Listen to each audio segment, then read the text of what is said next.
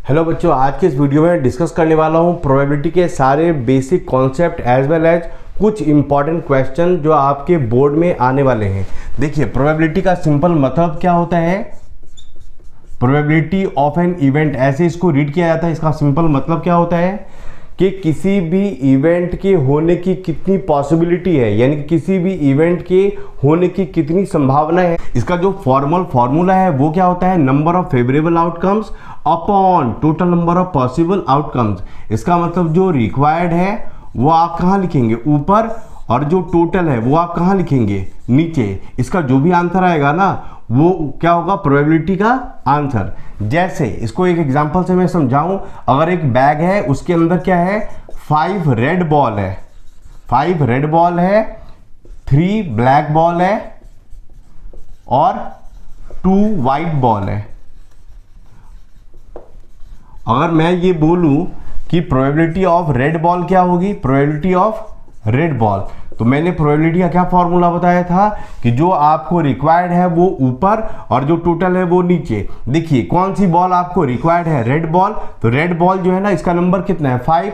तो 5 आप लिख दीजिए ऊपर, और जो टोटल है दैट मीन्स 5 + 3 + 2, यानी टोटल नंबर ऑफ बॉल्स कितने हैं? 10। तो वो क्या हो जाएगा? नीचे। तो इसका आंसर क्या आ जाएगा? 1/2, यानी कि रेड बॉल के आने का जो चांस है बैग में से वो कितना है? 1/2। वैसे अगर ब्लैक बॉल के आने की प्रोबेबिलिटी आप निकालोगे तो आप क्या बोलोगे? 3/10, 3/10। और वाइट बॉल के आने की प्रोबेबिलिटी क्या हो जाएगी? तो 2/10। आप ध्यान से देखेंगे ना तो आपको क्या नजर आएगा? कोई भी जो प्रोबेबिलिटी है ना उसकी वैल्यू क्या होती है? लेस देन और equal to 1, but it must be greater than और इक्वल टू 0। यानी कि कोई भी जो प्रोबेबिलिटी है उसकी वैल्यू 0 और 1 के बीच में भी लाई कर सकती है। 0 भी पॉसिबल है और 1 भी पॉसिबल है, बट प्रोबेबिलिटी ऑफ इवेंट जो है वो पॉसिबल नहीं है। क्या?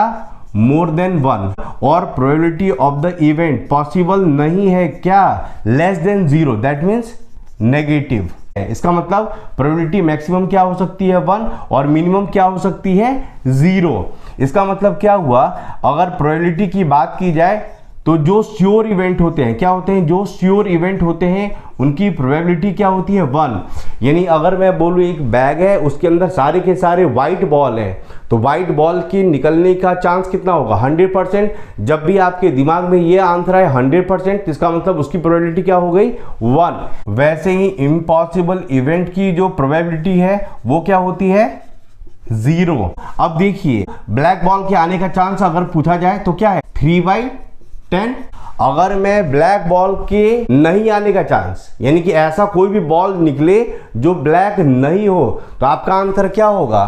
तो देखिए, ब्लैक बॉल नहीं आने का चांस, तो ब्लैक बॉल ये वाला नहीं है और ब्लैक बॉल ये भी नहीं है क्योंकि ये रेड है और वो वाइट है। तो ब्लैक बॉल के नहीं आने का चांस क्या हो जाएगा?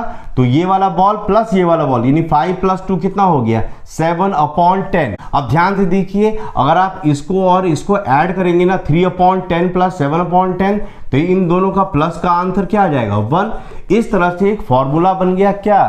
Probability of event plus probability of not E equal to क्या हो गया? 1। इसको जो है ना प्रोबेबिलिटी ऑफ इवेंट ऐसे भी लिखा जा सकता है, इसी चीज को, plus probability of E dash equal to क्या हो जाएगा? 1। यानी कि किसी भी इवेंट के होने की प्रोबेबिलिटी और उसी इवेंट के नहीं होने की पॉसिबिलिटी का जो आंसर है, यानी उसके सम का जो आंसर है वो क्या हो जाएगा? 1। अब देखिए, प्रोबेबिलिटी चैप्टर के अंदर कार्ड वाले जो सम्स हैं वो बहुत ज़्यादा इंपॉर्टेंट होते हैं। हो सकता है इस वाले बोर्ड में कार्ड वाले जो सम्स हैं उसमें से कोई ना कोई सम आपके बोर्ड में भी आ जाए। तो चलिए कार्ड समझते हैं। जो प्लेइंग कार्ड होते हैं, ताश के जो पत्ते होते हैं वो कैसे होते हैं? देखिए, टोटल जो है 52 कार्ड्स होते हैं। इसके अंदर 2 तरह के कार्ड होते हैं। पहला क्या होता है? ब्लैक कलर का कार्ड, और दूसरा होता है रेड कलर का कार्ड। यानी कि जो ब्लैक कलर के कार्ड हैं वो कितने होते हैं? 26, और रेड कलर के जो कार्ड हैं वो कितने होते हैं? 26। देखिए, जो ब्लैक कलर के कार्ड है ना ये भी 2 तरह के होते हैं, और जो रेड वाले जो कार्ड हैं ये भी 2 टाइप के होते हैं। तो रेड वाला जो कार्ड कैसा होता है? तो एक होता है डायमंड्स और दूसरा होता है हार्ट्स। ये वाले कार्ड कितने होते हैं? तो 13, और ये वाले जो कार्ड हैं वो कितने होते हैं 13। अब देखिए जो ब्लैक कलर का अगर कार्ड है वो कैसा होता है, एक होता है क्लब्स और दूसरा होता है स्पेड्स। इसके सेपरेटली नंबर की बात की जाए तो ये कितना होता है 13 और ये जो है ये वाला भी कितना होता है 13। अगर सबका मैं शेप दिखाऊं तो इसका जो शेप है वो ऐसा होता है, देखिए क्लब्स ऐसा होता है और जो स्पेड है वो कैसा होगा, जो डायमंड है वो कैसा होगा, उसका शेप ऐसा होता है और जो हार्ट है वो कैसा होगा तो ऐसे ऐसे। ये जो है ये हार्ट का शेप है। देखिए 2 से लेकर 10 तक, फिर उसके बाद क्या होता है JQKA। जे मीन्स जैक, क्वीन, किंग और एस। ये जो 4 होते हैं ये ऐसे होते हैं 2 से लेकर 10 तक, फिर JQKA, जैक, क्वीन, किंग और एस। लेकिन उसके अंदर जैक, क्वीन और किंग ये क्या होते हैं फेस कार्ड्स, ये होते हैं फेस कार्ड्स। सेम ऐसा ही कुछ डिस्ट्रीब्यूशन इसमें भी होता है स्पेड्स के अंदर, सेम ऐसा ही डिस्ट्रीब्यूशन डायमंड्स में भी होता है और सेम ऐसा ही डिस्ट्रीब्यूशन इसमें भी होता है। इसका मतलब क्या हो गया, स्पेड के अंदर जो 13 कार्ड हैं उसमें भी आप पाएंगे सेम यही कॉम्बिनेशन, यानी इसके अंदर भी 2 से लेकर 10 तक होगा, फिर उसके बाद जैक, क्वीन, किंग और एस इसके अंदर भी होंगे। सेम ऐसा ही 2 से 10 तक इसमें भी होगा, फिर उसके बाद जैक, क्वीन, किंग और एस इसमें भी होंगे और वैसे ही सेम इसमें भी होगा। अब इसके अंदर जो कुछ क्वेश्चंस हैं वो आपके साथ मैं डिस्कस करना चाहता हूं। देखिए ध्यान से देखिए, कुछ क्वेश्चन मैं पूछूंगा, आप ट्राई करिए कि आप खुद ही इसका आंसर दे पाइए। जैसे अगर मैं बोलूंगा कि टोटल जो है कितने ब्लैक कार्ड होते हैं तो आपका आंसर क्या होना चाहिए 26। टोटल रेड कार्ड कितने होते हैं तो आपका आंसर क्या होगा 26। आई बात समझ में। अब देखिए कुछ क्वेश्चन जैसे मैं बोलूंगा ना इसका आंसर क्या होगा रैंडमली आपको देना, मैं ज़्यादा सॉल्व करूंगा भी नहीं। जैसे अगर मेरा क्वेश्चन है कि probability of getting red card out of 52 cards, यानी कि रेड कार्ड के आने की क्या संभावना है, क्या प्रोबेबिलिटी है 52 कार्ड्स में से रैंडमली, तो रेड कार्ड कितने होते हैं 26, यानी 26 जो आपको चाहिए वो ऊपर और जो टोटल यानी 52 क्या हो जाएगा नीचे, तो इसका आंसर क्या हो जाएगा 1/2। अब देखिए अगर मैं बोलूं किंग आने का क्या चांस है तो सब में एक एक किंग होगा, इसका मतलब क्या हो जाएगा 1 2 3 4, यानी कि अगर किंग की बात की जाए तो आपका आंसर क्या हो जाएगा 4/52। अगर जैसे मैं बोलूँ स्पेड्स तो आपका आंसर क्या होगा 13/52, क्योंकि स्पेड्स के कितने कार्ड हैं 13 और टोटल कितने कार्ड है 52, तो 13/52। जैसे मैंने बोला कि ब्लैक क्वीन, क्या मैंने बोला ब्लैक क्वीन, तो ब्लैक क्वीन कितने होंगे, देखिए 2 होंगे, एक इसमें क्वीन होगी और एक इसमें, तो आपका आंसर क्या हो जाएगा 2/52। जैसे मैंने बोला फेस कार्ड, तो फेस कार्ड कितने होंगे 3 + 3 + 3 + 3, क्योंकि जैक, क्वीन और किंग इसी को फेस कार्ड बोला जाता है। तो 3 फेस कार्ड यहाँ पर 3 3 6 3 9 और 3 12, आपका आंसर क्या हो जाएगा तो 12/52। जैसे मैंने बोला रेड फेस कार्ड, क्या मैंने अब स्पेसिफिक रेड बोल दिया है, यानी क्या मैंने बोला रेड फेस कार्ड, तो रेड फेस कार्ड कितने होंगे तो 3 + 3, क्योंकि रेड इसमें 3 फेस कार्ड होंगे डायमंड के अंदर और वैसे 3 फेस कार्ड होंगे हार्ट के अंदर, तो आपका आंसर क्या हो जाएगा 6/52। आ रहा समझ में। जैसे मैंने बोला 10 ऑफ हार्ट्स, इसका आंसर क्या हो जाएगा 10 ऑफ हार्ट्स, तो हार्ट्स के अंदर जो 10 है वो तो एक ही होगा ना, तो आपका आंसर क्या हो जाएगा 1/52। इस तरह से कोई भी आप जो कार्ड्स वाले सम है वो इजीली सॉल्व कर लेंगे। अब देखिए नेक्स्ट जो टाइप ऑफ क्वेश्चन मैं ले रहा हूँ प्रोबेबिलिटी के अंदर वो क्या है, तो कॉइन वाले क्वेश्चंस। देखिए इसमें ऐसा क्वेश्चन आता है a coin is tossed once, find the probability of getting head और टेल, इस तरह के क्वेश्चंस, या फिर a coin is tossed twice, या फिर इसी को वो पूछ देते हैं 2 coins are toss simultaneously, 2 coin को आपने उछाला या एक कॉइन को 2 बार उछाला, एक ही बात है, तो इसमें के अंदर अलग अलग क्वेश्चंस पूछे जा सकते हैं। या फिर a coin is toss 3 times, एक कॉइन को आपने 3 बार ही उछाला, या 3 कॉइन्स आर टॉस साइमल्टेनियसली, या 3 कॉइन को आपने एक साथ उछाला, ये दोनों बात एक ही है। तो ध्यान से इस बात को आप समझ लीजिए, ठीक है ना। तो ऐसे क्वेश्चंस मैं अभी डिस्कस करने वाला हूं। तो देखिए, अगर एक कॉइन है उसको आपने एक बार ही उछाला तो क्या आ सकता है, तो या तो हेड आएगा या फिर टेल आएगा। आई बस में यही दो पॉसिबिलिटी हो सकती है। एक कॉइन को आपने उछाला तो मैं पूछूंगा क्या क्या आ सकता है, तो आप क्या बोलेंगे, या तो हेड आएगा या फिर टेल आएगा। ये क्या है, अगर एक बार आपने उछाला वंस तो यही पॉसिबिलिटी हो सकती है, लेकिन अगर आपने उसको ट्वाइस यानी 2 बार ही उछाला तो क्या क्या पॉसिबिलिटी हो सकती है, या तो पहली बारी में हेड और दूसरी बारी में हेड आ जाए, पहली बारी में हेड दूसरी बारी में टेल, पहली बारी में टेल दूसरी बारी में हेड, या दोनों बारी टेल आ जाए। ये आपका आंसर हो सकता है। यानी कि अगर एक कॉइन को आपने उछाला तो इन दोनों में से कुछ आ सकता है। अगर एक कॉइन को 2 बार ही उछाला या 2 कॉइन को एक साथ आपने उछाला तो इन 4 में से कुछ पॉसिबिलिटी हो सकती है। देखिए, प्रॉब्लम कब आती है, जब एक कॉइन को आप 3 बार ही उछाले या 3 कॉइन को आप इकट्ठा एक साथ उछाले, तो क्या क्या पॉसिबिलिटी हो सकती है। तो आप ध्यान से सोच के बताइए कि अगर एक कॉइन को 3 बार ही उछाला जाए या 3 कॉइन को एक साथ इकट्ठे उछाला जाए तो क्या क्या पॉसिबिलिटी हो सकती है।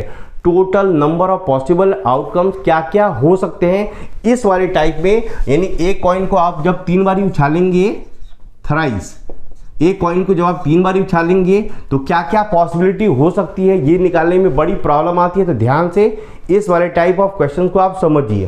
तो देखिए क्या क्या आ सकता है। एक कॉइन को आप 3 बार उछाले, हो सकता है कि पहली बारी में हेड, दूसरी बारी में हेड और तीसरी बारी में हेड, ये तीनों बारी हेड हेड आ जाए, या तीनों बारी टेल आ जाए, या फिर क्या हो जाए, हेड टेल हेड आ जाए। तो टोटल कितनी पॉसिबिलिटी हो सकती है, तो ध्यान समझिए। तो कितनी बारी आपने उछाला है, तो 3 बारी उछाला है, और एक कॉइन की पॉसिबिलिटी क्या हो सकती है, या तो हेड या फिर टेल। यानी कि एक कॉइन को अगर एक बारी आप उछालेंगे तो क्या आ सकता है, या तो हेड आएगा या फिर टेल आएगा। तो 3 बारी उछाला है ना, तो जितनी बारी उछालते हैं ना वही आप इसका पावर कर दीजिए। यानी कि एक कॉइन को जब आप 3 बारी उछालेंगे तो आपका आंसर क्या हो जाएगा, 8। यानी टोटल पॉसिबल आउटकम्स कितने हो जाएंगे, तो 8 हो जाएंगे। अब देखिए, ये जो 8 पॉसिबल आउटकम्स हैं इसको लिखना बहुत बड़ी बात है। ध्यान से समझिए, आपको मैं यहाँ पर बता रहा हूँ, आप इजीली उसको लिख सकते हैं। मैं 2 तरीका बताऊंगा जिससे एक कॉइन को अगर आपने 3 बार उछाला या 3 कॉइन को एक बार उछाला, दोनों का जो मतलब है वो सेम ही है। तो यहाँ पर जो है ना, ये जो हेड हेड लिखा है ना मैंने, इसको आप ऐसे ही रहने दीजिए और इस पे ऐसे एरो बना दीजिए, इस तरह से, एक ऊपर एक नीचे, ऐसे ऐसे 2 लाइन आप ड्रॉ कर दीजिए। आ रहा समझ में। इससे जो है ना, ये वाली पॉसिबिलिटी कैसे लिखते हैं ये मैं बताने की कोशिश कर रहा हूँ। ऊपर हेड लिखना है, नीचे टेल, फिर ऊपर हेड नीचे टेल, ऊपर हेड नीचे टेल, फिर वैसे ही यहाँ पर भी। आ रहा समझ में। तो ये जो है ना, ये पहले यहाँ पर आप लिख दीजिए एच एच और फिर एच, फिर क्या हो जाएगा, हेड हेड टेल, फिर क्या हो जाएगा, यहाँ देखिए एच टी एच, ठीक है ना, फिर एच टी टी।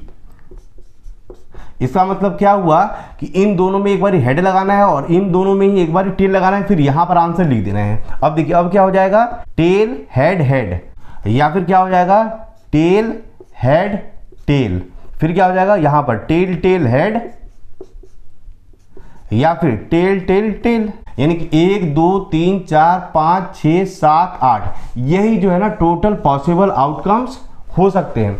एक और तरीका मैं आपको बता दूं जिसके हेल्प से आप ये वाला जो पॉसिबल आउटकम्स है वो लिख सकते हैं। देखिए, एक चीज तो पता चल गया कि हमारा जो total number of possible outcomes है वो कितना होगा, 8। आ रहा समझ में। अब इसको जो है ना 2 से डिवाइड करते जाना है। तो ये आपको पता चल गया 8 होगा, तो 8 को आप 2 से डिवाइड कर दीजिए, कितना आंसर आ गया, 4। ये जो 4 है ना, 4 टाइम्स आप हेड लिख दो, 1 2 3 4, और फिर 4 टाइम्स फिर आप टेल भी लिख दो ऐसे। फिर ये जो 4 है ना, इस 4 को फिर दोबारा 2 से ही डिवाइड करना है, कितना आंसर आ गया, 2। ये जो 4 कहां से आया, तो यही वाला 4 मैंने यहां पर लिखा है, ठीक है ना। इसको फिर 2 से, कितना आंसर आ गया, 2।